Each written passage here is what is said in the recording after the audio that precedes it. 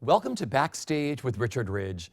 SAG-AFTRA Foundation and BroadwayWorld continue their filmed Conversation Q&A series, which celebrates the vibrant theater community here in New York City. This event, which is coming from the Robin Williams Center, is a special conversation with one of the most celebrated actors of his generation. He won the Best Actor Oscar for his electrifying performance in the film Amadeus, and now he is known to millions of fans around the world for playing Dar Adal on the hit Showtime television series Homeland, for which he has been nominated for his second Emmy Award. Please welcome F. Murray Abraham.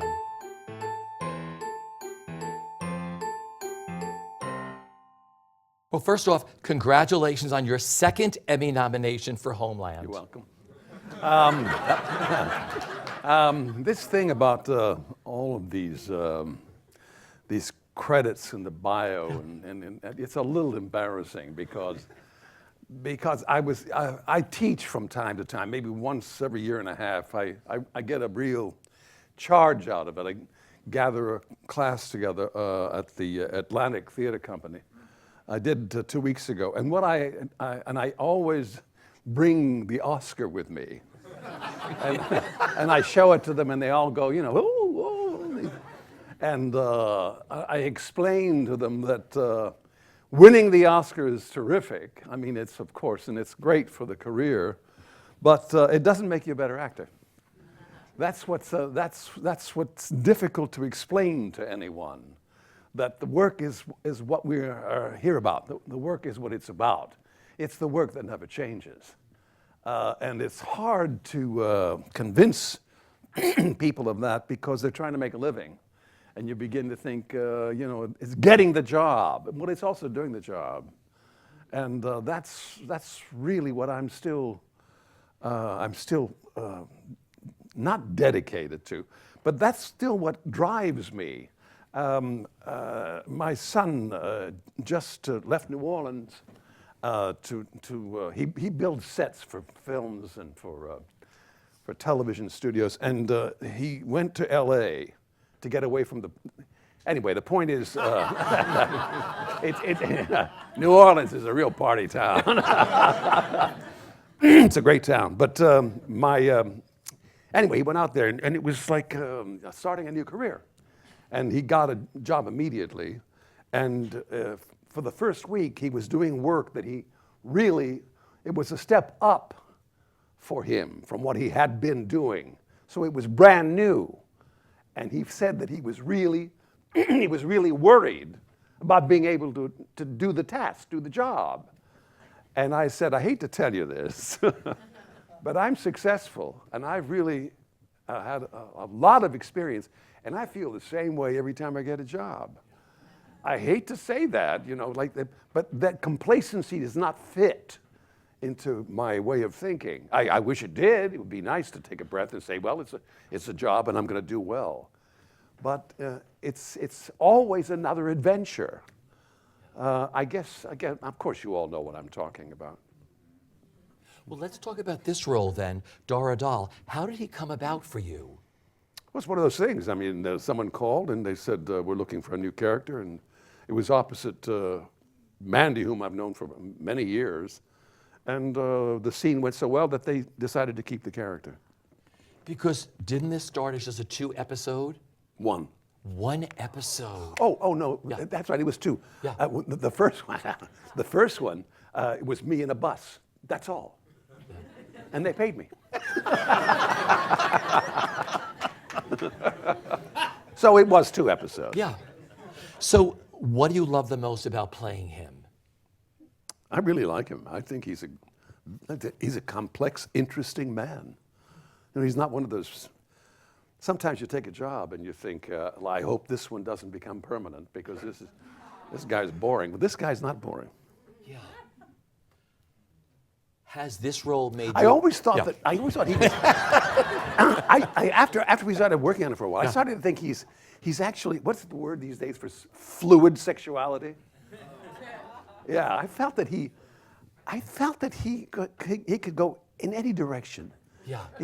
He was up for anything. And I asked I told this to the costume people, terrific people, by the way. And I said, I think he wears women's underwear.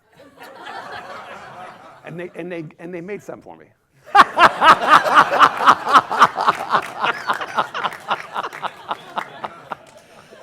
Has this role... Don't tell anyone I said that. No one knows this. Has this role made you a better actor? Oh, I can't get much better. Yeah.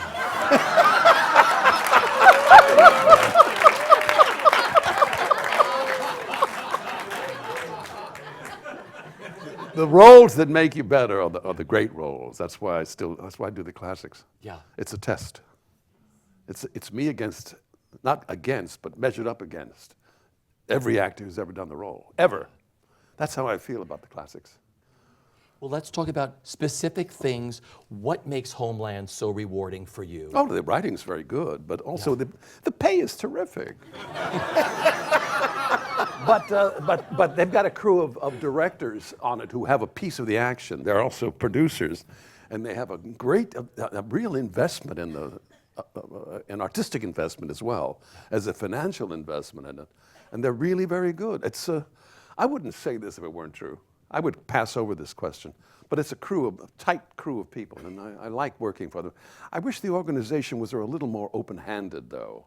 You know, they're making so much money, but they're still very tight-fisted, but that's endemic in our business, you know. It wasn't always that way.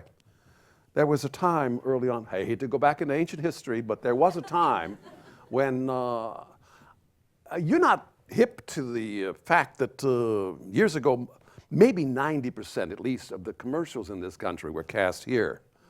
And it was generally New York act. It's spread all over the place, and consequently, you could go on 8 or 9 auditions a day, running from one place to another, and when you do these commercials, a day's work, if you wanted the costume, they give it to you. It was no question. It was fine. It was, and the point is, it's become much more penurious. They're just stingy. Yeah. And it's too bad. It shouldn't be that way. But it is. But aside from that, it's a wonderful organization. I've become very good friends with some of the people who shoot it. There's a director of photography and his right-hand man and I, and it shoots all over the world. I was in Berlin for 6 months shooting this thing. What a great city. I was in South Africa for 5 months. It's another fabulous city. And while we were in South Africa, the boys, the DP, David Klein and Dom, invited me to go shark diving off the coast of South Africa. And we went into this cage underwater and the sharks were coming in. Anyway, I like the show a lot for that. It's got a lot going for it aside from the decent script, the remarkable, prescient stuff they do. Yeah. What they say comes true. But aside from all that, it's a chance to see the world first class. I want to go back to the beginning. What was your childhood like? And what were your teenage years like? And where did your love for theater begin? I had nothing to do with the theater or literature. It's all blue collar. My father was a mechanic, and my people are coal miners and steel workers. I'm a union man from the word go. But it had nothing to do with literature. There was no reading in my family, really. It was just one of those. I don't know where this came from. It's one of those lucky things. I was kind of a hoodlum. I was a hoodlum. A lot of people were. But I'm from El Paso. I'm from El Paso, Texas. And I grew up speaking Spanish. And all my friends were Chicanos, de La Raza, the guys. And Juarez was much easier. Juarez was like my second home. I had so many friends who lived there, who went to school where I went. In Vilas, and some of those kids didn't have any shoes. I grew up about 2 blocks from the river. Nothing dangerous about it. But the idea of the theater was ridiculous. It didn't even exist for me, you know? Although I was, I don't want to get this whole thing. I had a love for the glamour of the church I went to. I'm Syrian Orthodox, and that service is pretty remarkable. And if you have never been to a Greek or Orthodox Easter service, you got to do yourself a favor, because it's, talk about theater, you know. But that's the closest I ever came to the theater. I was an altar boy and a hoodlum at the same time. But anyhow, the point is, when we were getting close to the end of high school, I was being passed along because I was such a pain in the ass. And it was a little dangerous. We were part of a gang. You had to be. And at one point, they just wanted to get me out of high school. I was not, anyway, the point is, I just took a thing called speech and drama, just to get out of school, just to get through it. It sounded easy. And that teacher, Lucia P. Hutchins, said, try this. It changed my life. I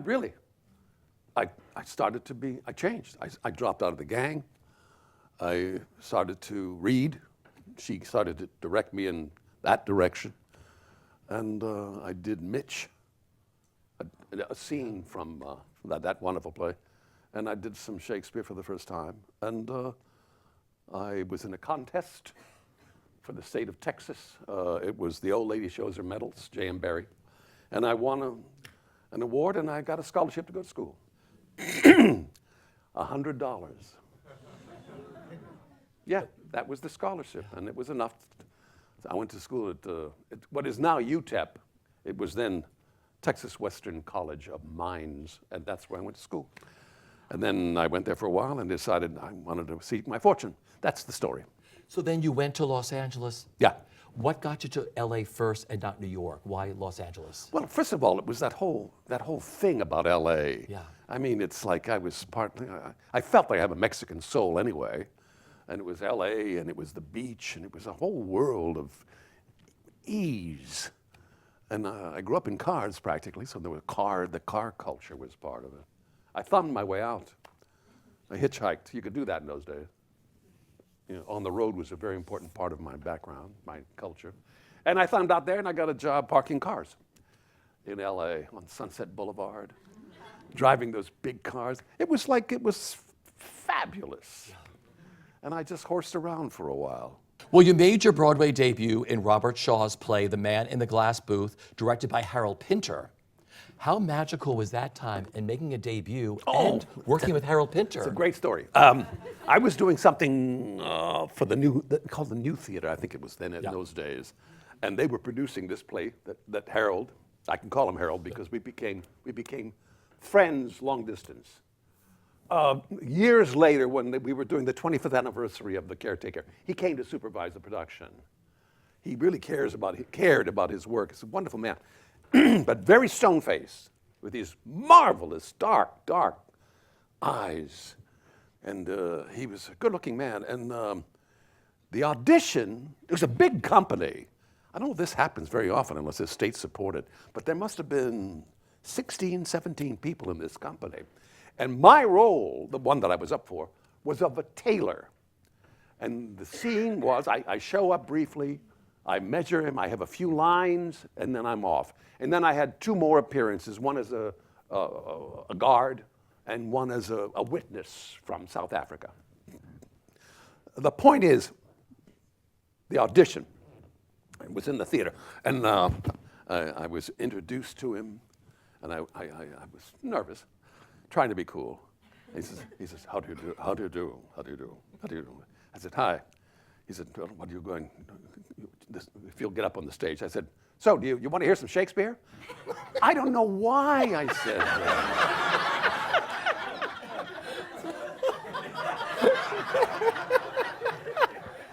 Because he's British? Yeah. What an asshole. He said, we're not doing Shakespeare. And I thought, you're finished, man. You're dead.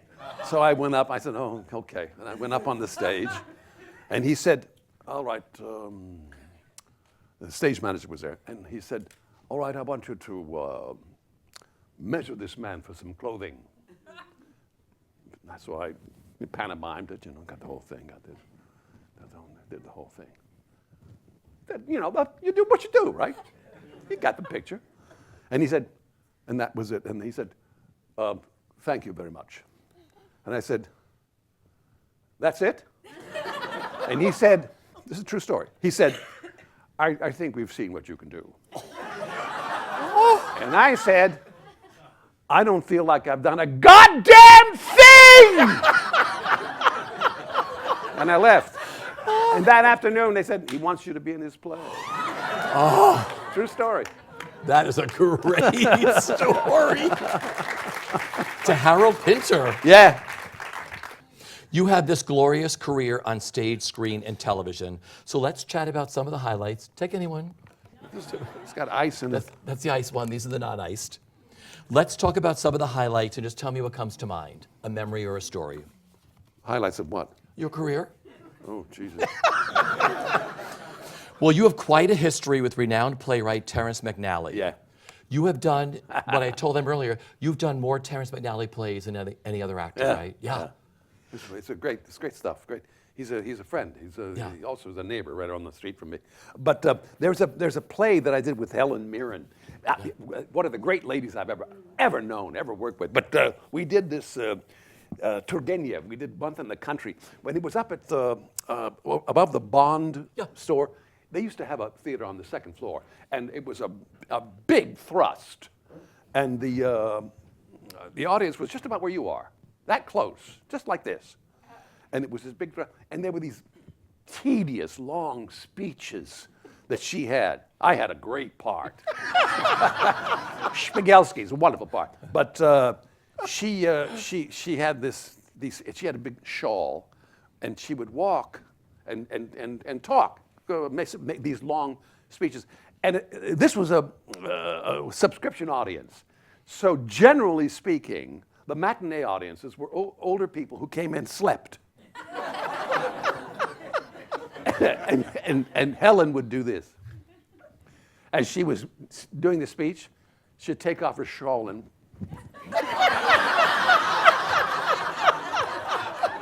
don't you love it?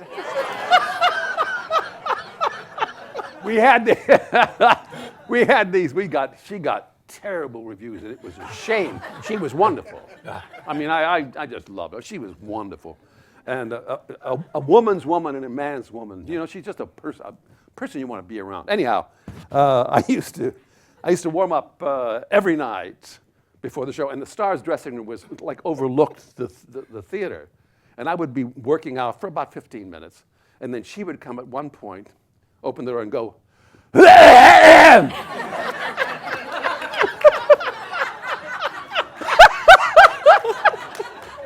the play, the reviews were just scorching. But she, we began to try to make each other break up. A corpse, they call it, but laugh.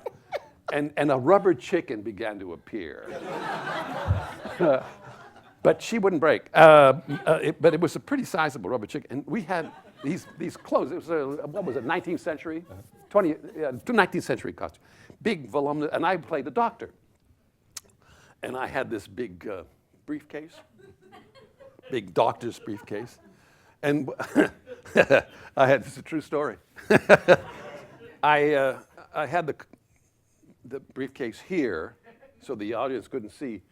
And I didn't pull the chicken out of this case. I pulled it out of my pants. That got her.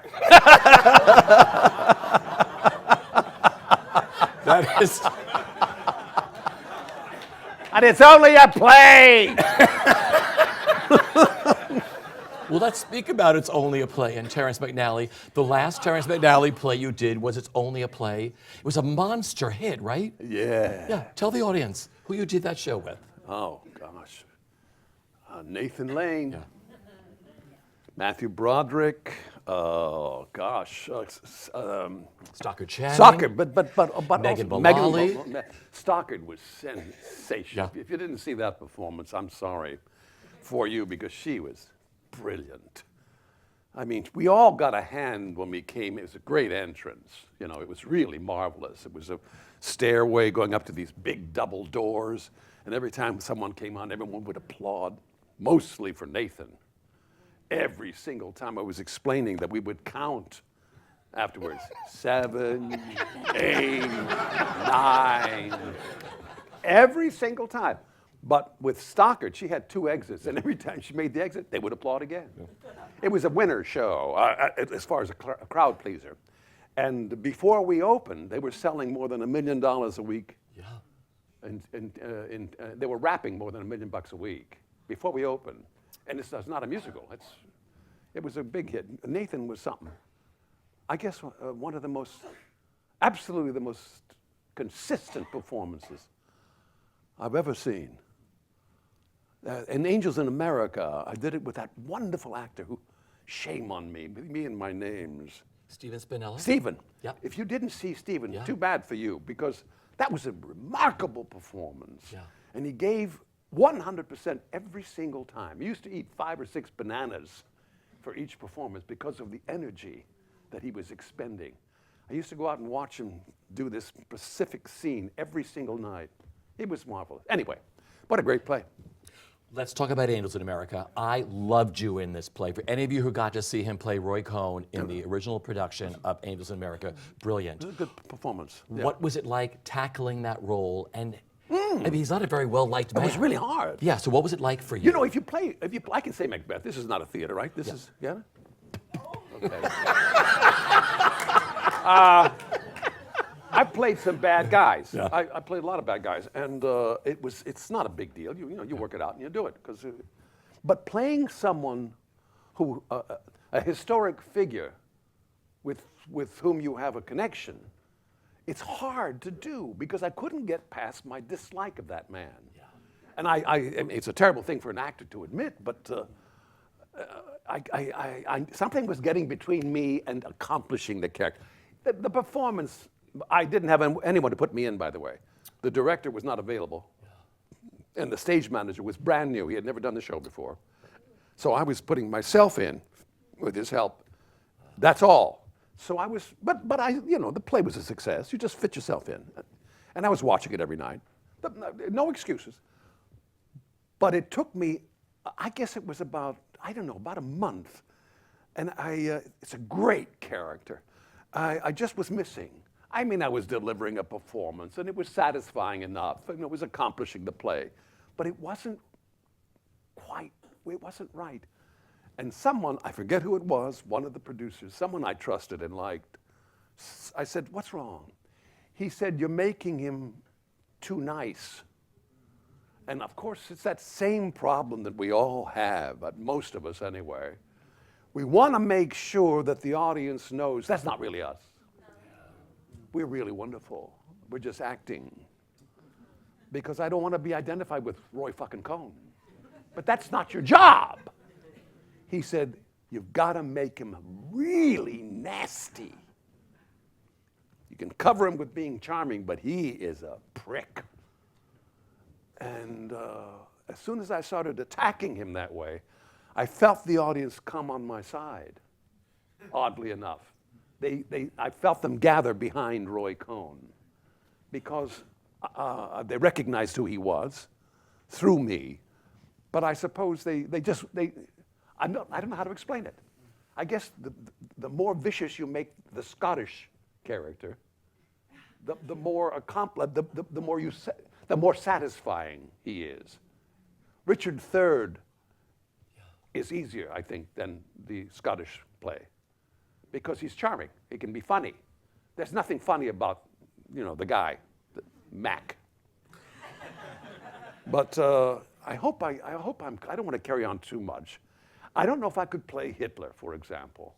I've seen good performances of it, but I've played Stalin as a comic, which was fun. I guess I've made myself clear. Well, we're going to stay on this topic of the most challenging. Who was the most challenging role you've tackled on stage, and who was the easiest for you? The easiest was Chris from the Ritz. Okay. A very flamboyant gay man in the days when it was dangerous to be flamboyantly gay. And that was what Terence tried to accomplish. It takes place in the gay baths before anyone knew that they were giving each other AIDS.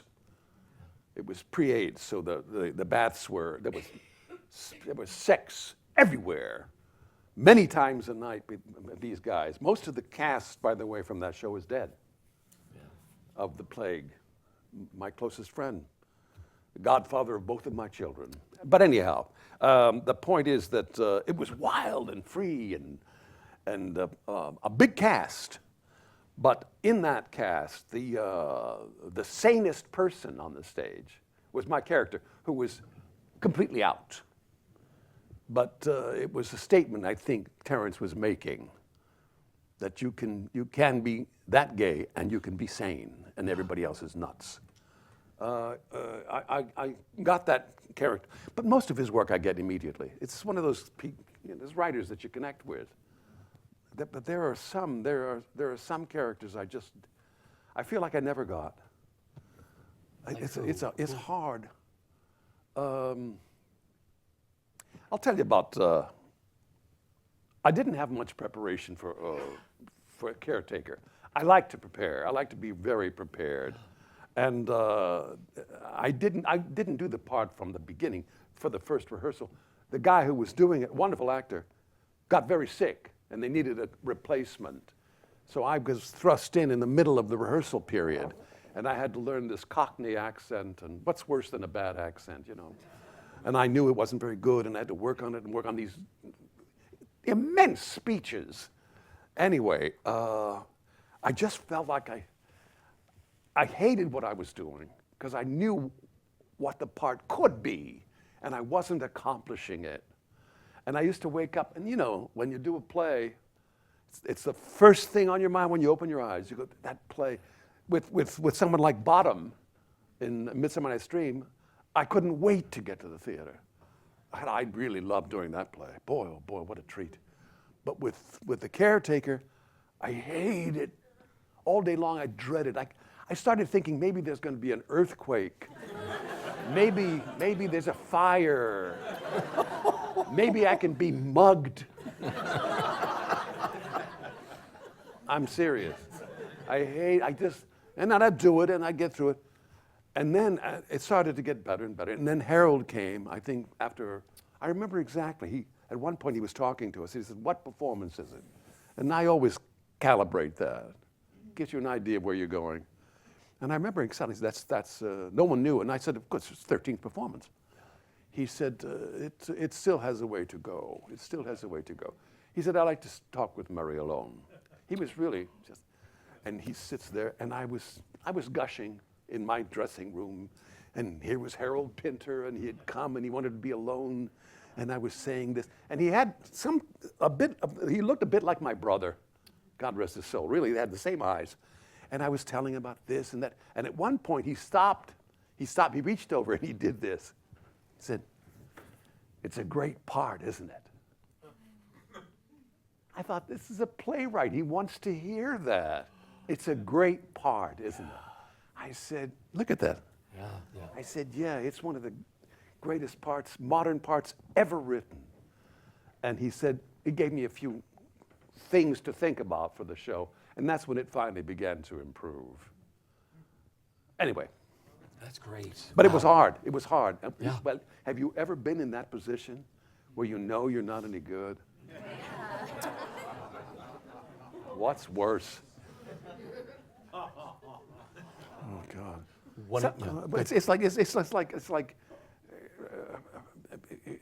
It's like a very bad date. I mean, you're taking your clothes off and you think, I don't want to do this. I thought I wanted to do it, but maybe there'll be an earthquake.